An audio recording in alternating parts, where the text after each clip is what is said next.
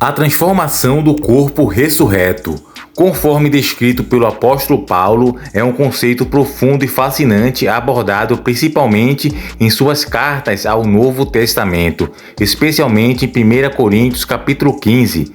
Este capítulo é uma das passagens mais importantes da Bíblia no que diz respeito à ressurreição e à natureza do corpo ressuscitado, oferecendo uma visão teológica e espiritual do que significa para os cristãos enfrentar a morte e a vida após a morte. No contexto cristão, a ressurreição dos mortos é uma doutrina central que afirma que, no fim dos tempos, todos serão ressuscitados para a vida eterna. Paulo, em sua carta aos Coríntios, fornece uma visão detalhada sobre como será essa transformação do corpo após a morte, a natureza da transformação. Paulo descreve que o corpo ressuscitado como uma transformação radical do corpo físico que conhecemos. Ele usa a metáfora da semente para explicar este processo. Assim como uma semente que é plantada, morre e depois se transforma em uma nova planta, o corpo físico também deve morrer e ser transformado em um corpo espiritual. Em 1 Coríntios capítulo 15, versículo 36 ao 37, Paulo escreve: Insensato, o que você planta não revive, se não morrer. Quando você planta, não planta o corpo que há de nascer, mas apenas um grão, seja de trigo ou de outro grão. Aqui a transformação é comparada ao processo natural de crescimento e desenvolvimento. O corpo físico é descrito como uma semente que dá origem a um corpo espiritual e glorificado. Essa nova forma é algo totalmente diferente e mais sublime do que o corpo mortal que conhecemos. Então, quais são as características do corpo ressurreto? Paulo detalha várias características do corpo ressuscitado em 1 Coríntios, capítulo 15, versículo 42 ao 44.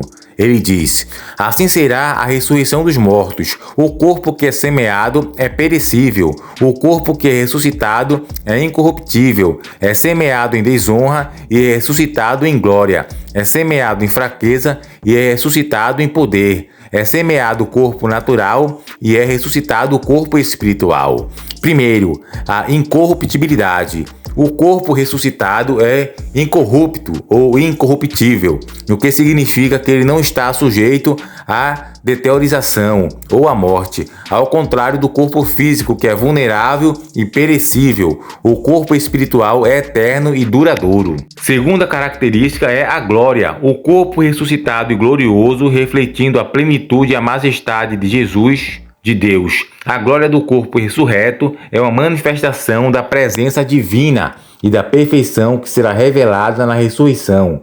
Em terceiro, temos o poder. O corpo espiritual é poderoso e não está sujeito às limitações e fraquezas do corpo mortal. Essa transformação representa uma capacidade ampliada de viver plenamente na presença de Deus, sem as limitações físicas que conhecemos atualmente. Em quarto lugar, a espiritualidade. Enquanto o corpo atual é natural ou físico, o corpo ressuscitado é espiritual. Isso não significa que o corpo será um fantasma ou uma entidade etérea, mas sim que será imbuído de uma nova natureza que transcende as limitações físicas e é adaptado para a existência eterna e espiritual.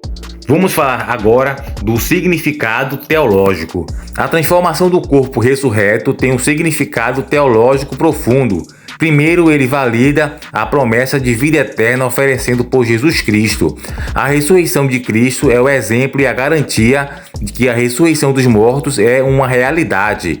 Em 1 Coríntios capítulo 15, do versículo 20 ao 22, Paulo afirma: Mas de fato Cristo ressuscitou dos mortos, sendo ele a primícia dos que dormem. Porque assim como a morte veio por um homem, no caso Adão, também a ressurreição dos mortos veio por um homem, que é Cristo. Porque assim como Adão todos morrem, assim também em Cristo todos serão vivificados. A ressurreição é vista como a culminação da redenção e da restauração da criação. A transformação do corpo ressuscitado é um sinal de que Deus está renovando todas as coisas e trazendo uma nova ordem. onde a morte e a corrupção não terão mais poder. Além disso, a transformação do corpo ressurreto serve como incentivo para os cristãos viverem com esperança e fidelidade. A promessa de uma nova existência gloriosa, além da morte, oferece conforto e encorajamento diante das dificuldades e das provas da vida. A descrição de Paulo sobre a transformação do corpo ressurreto oferece uma visão rica e esperançosa sobre o futuro da humanidade e a promessa de uma nova vida. A mudança do corpo físico para o espiritual simboliza não apenas a vitória sobre a morte, mas também a plenitude da vida eterna em comunhão com Deus. Essa transformação é uma promessa de renovação total e glorificação, refletindo a natureza eterna e perfeita que Deus tem reservado para aqueles que estão em Cristo.